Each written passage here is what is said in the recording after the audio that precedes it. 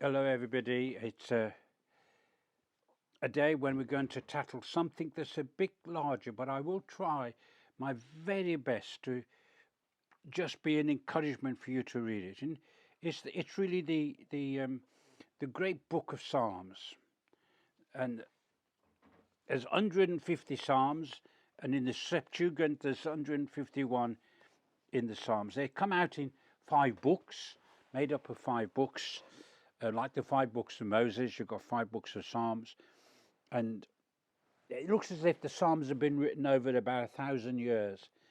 So the collection has about 1,000 years of songs in them. Just like you have a collection of a hymn book, if you look at some of the dates of some of them, they can go back a long, long way, a long, long way indeed. Well, some of these psalms go back a long way.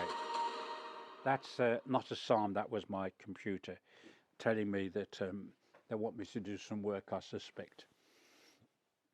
In this book of Psalms of over this 1,000 years, the it's difficult to put into a single sentence the essence of the Psalms. When I wrote out the Psalms, many of them, they seem to have a language so different to anything I'd written before, even different than Job, which had copied out before I'd done the Psalms. And the language of the Psalms seems to be different to what I would discover later in the leadership of the nations that you find in the Samuels, in your Kings, etc. Also, they were different to the life that you could see in Abraham and Isaac and Jacob and Joseph, the work of Moses. They were different. Although some of the Psalms reflect backwards to those priests, the language was different. And then I tried to ask myself, who's written all these songs? And as I began to slowly learn, I realized they were written by lots of people. Some of them would have been professional people in the sense that they would have been trained singers to be near the king, and that singing and was one of the great entertainments of the day. And those who in power and authority, they would like to have the group of singers who come and sing, and some that would play various types of instruments. So I found the Psalms to be everyday authors writing these songs. I always used to wonder why we didn't have the music, why we lost the music, why we had the words, but the music, whether in those days the music was made up as they went along, I don't know. I don't know how much discipline there was in the music, not like the great choirs that we have around the world, which we enjoy listening to from time to time. And so we have here a book of songs from different people of different ages. Of course, we have some that belong to King David, and we have some that belong to King David's selection. In other words, songs that other people have created, but ended up in the, if you like, the book of David's Psalms, the book of David prayers, and the same with Solomon, and maybe Ezra and his scribes helped to put them all together and do the collection book for the singing of the people. There's no doubt that when they came back from Babylon, one of the things that Ezra wanted was a sense of unity amongst the people. And singing has always been one of unity. Singing was taken, if you remember, in the Jericho, the singers were quite often in the front, and sometimes in the front of battles and war. Singing was so important, and the singing is still important. But the essence of the psalm is not one, but many. And maybe I could just mention what impact some of the psalms had on me. There is no doubt that in the psalms there was this sense of the very heartbeat of God, that God was mingling himself in the voice and in the expression of the people. This heaven and earth thing is so important in the book of Psalms. The idea that God is near us, the idea that God is with us, the idea that God is in us is found in the book of Psalms. As you read the book of Psalms and you go through them and you move from one set of emotions to another and another, mingled with all of that is God. God is in the Psalms. You can't take God out of the Psalms. Even the difficult Psalms and the Psalms that deal with them feeling crushed and no escape, God is still in the Psalms. He's in all situations of life, all experiences of life. That's what we mean by reading the Psalms. Now, let me just give you my own personal feelings that I had as a child. Many of the Psalms I had no feeling. I couldn't understand them. And occasionally a psalm would jump out, and what would jump out with me would be an aspect of the Psalms. I can remember reading the Psalms that said, when your father and mother forsake you, then the Lord will take you up. And now that riveted itself in my mind for so much as a child, as a boy, that when my mother and father who had forsaken me, then the Lord was going to take me up. And a sense of pleading with God that he would take me up. And I would discover something of God in the script. My understanding of God has been gradual. I'm talking to you as the boy from his Bible, what he discovered with the limitations that were there, and also a bit of the man who has grown somewhat since those days. But there was a sense in which the verses of the Bible would become more meaningful than the psalm itself. In other words, the surface of the Psalms was what the encouragement is. I suspect for most of us that is the case.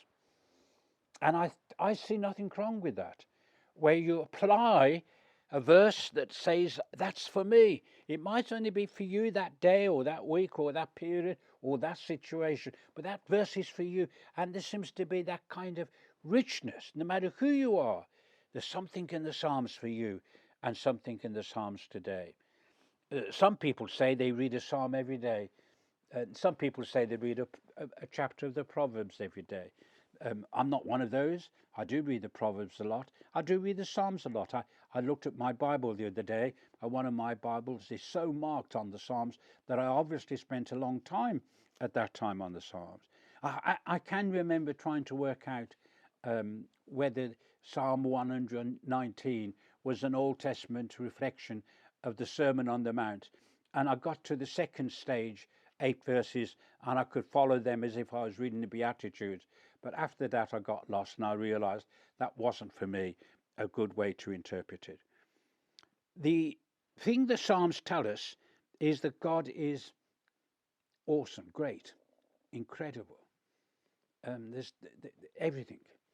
The Psalms have God in them, and the God that's in them is the one true God, and his name is everywhere. He is Lord everywhere. He is the rock, he's the solid, he's the water of life.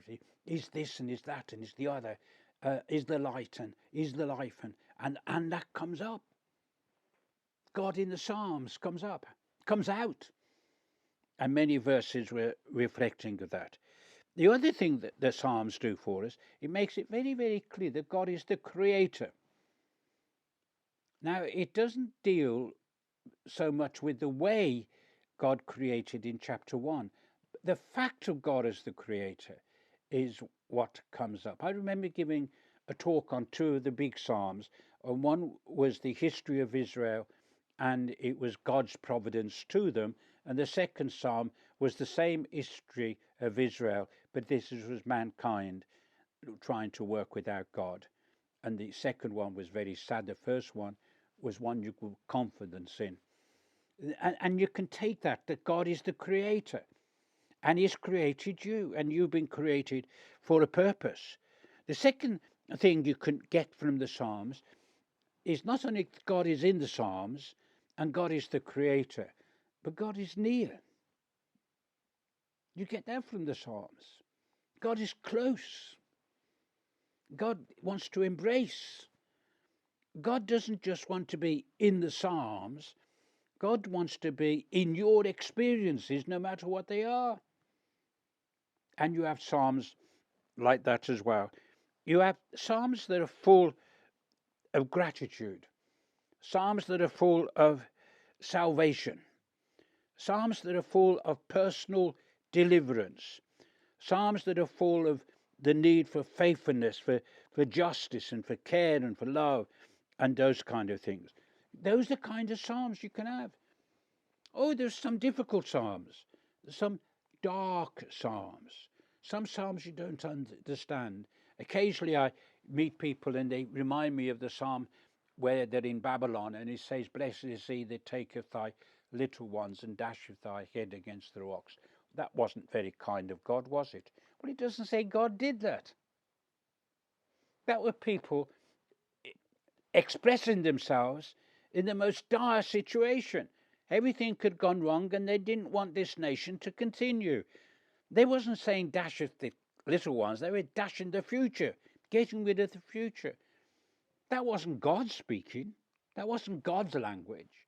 And so sometimes we have to be discerning, listening to the voice of God, listening to the ways, seeing the ways of God, and seeing them as well as being glorified in our New Testament.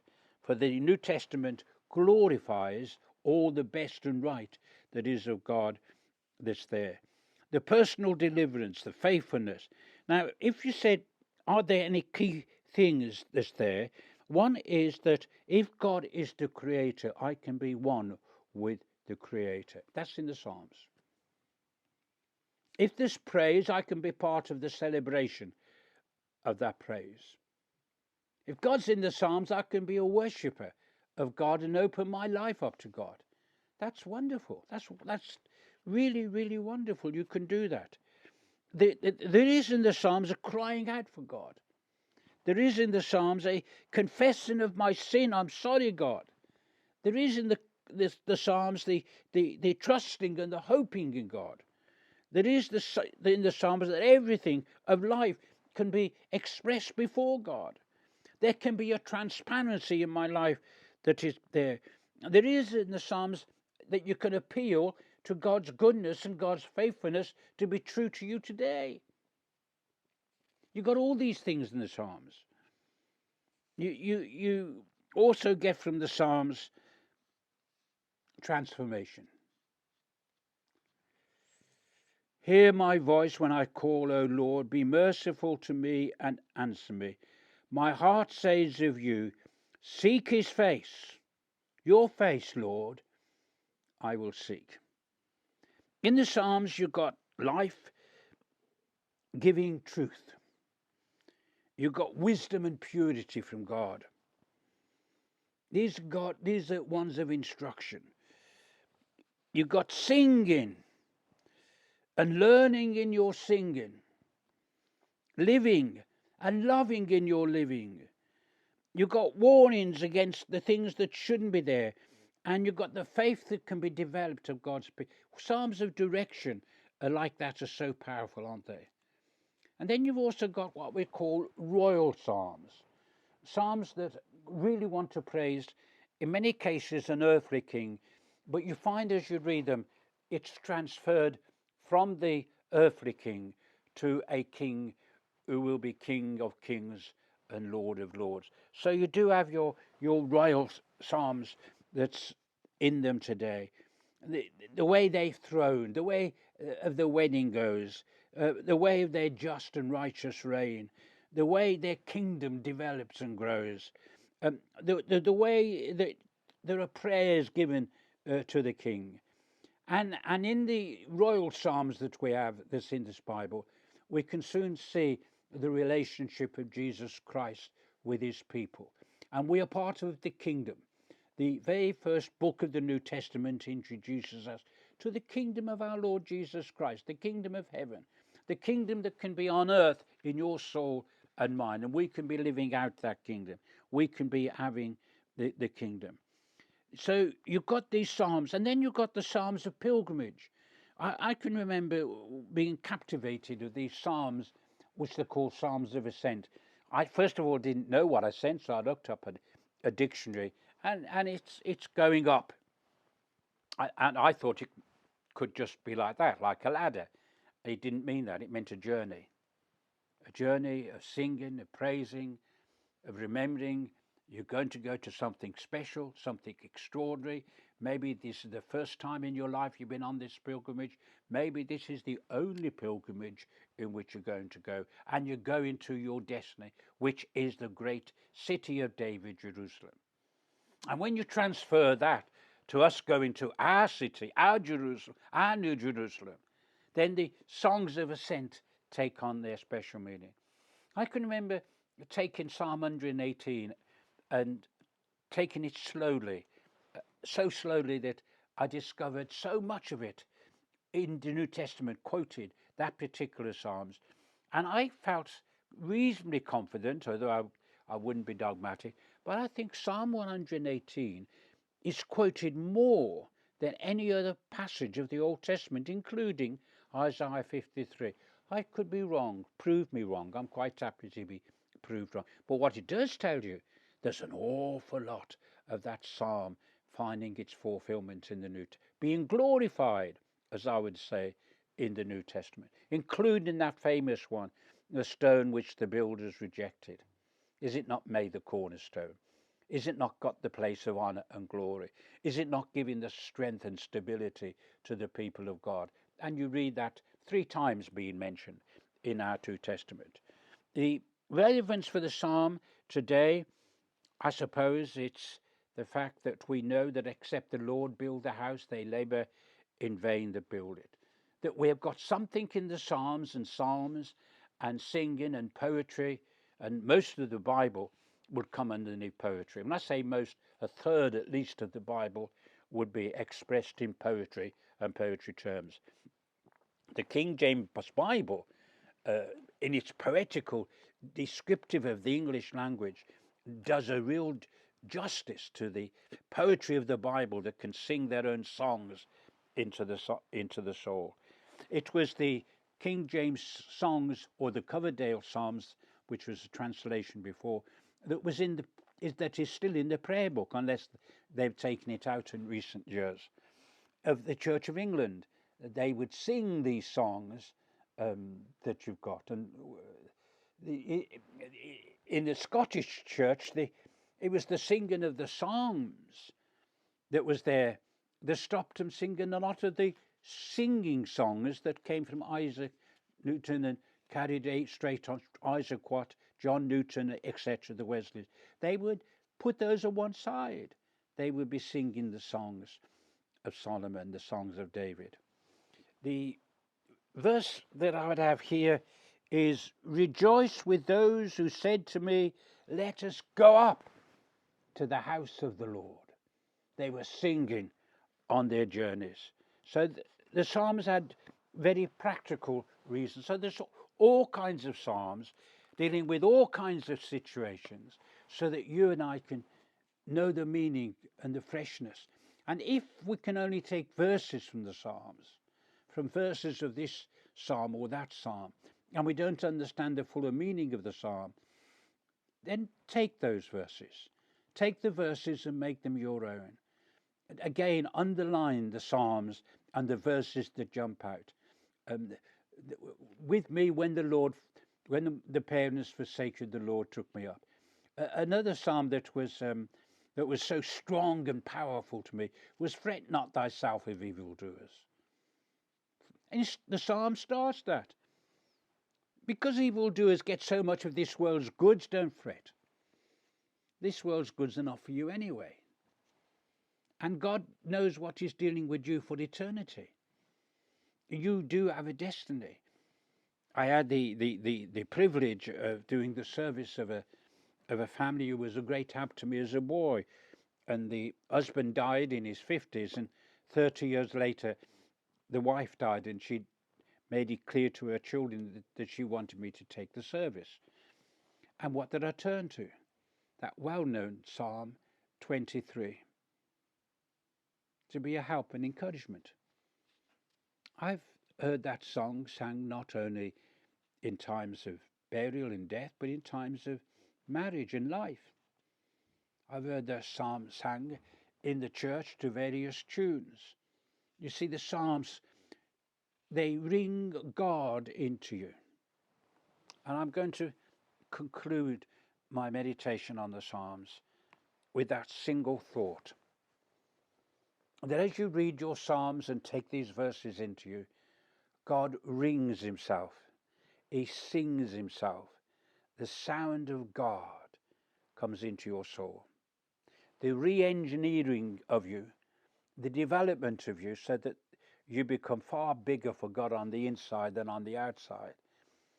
And the preparing you for glory, preparing you for eternity, making sure the good things come and the bad things go. He sings the songs too. It says the stars sing together in the book of Job. Well, God sings into your heart himself into you if you listen to the Psalms and make them your own. Please read the Psalms and make them a regular thing. Why not have a habit that maybe until you've read all the Psalms, you will read the medium-sized Psalms one a day, and the longer Psalms may over 2 or 3 days, and maybe Psalm 119 over a week. But read the Psalms so that the breathing of God from the Psalms in song, in the rhythm, can come into your life and be blessed. Boyne's Bible here, Book of Psalms. Thank you.